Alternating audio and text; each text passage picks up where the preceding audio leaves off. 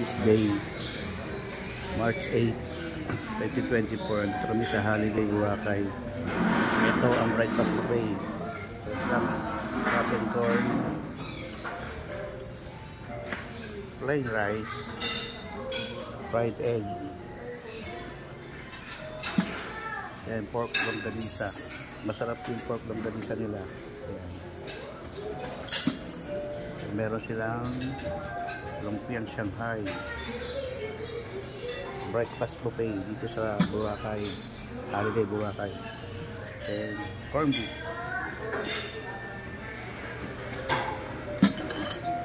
And meron silang mga bread,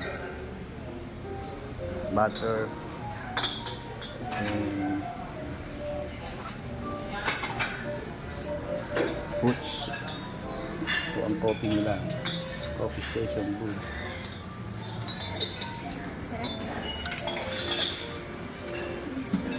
Kung gusto nyo mag-stay dito sa Boracay Holiday, okay ang breakfast buffet nila. Ito ang lounge nila.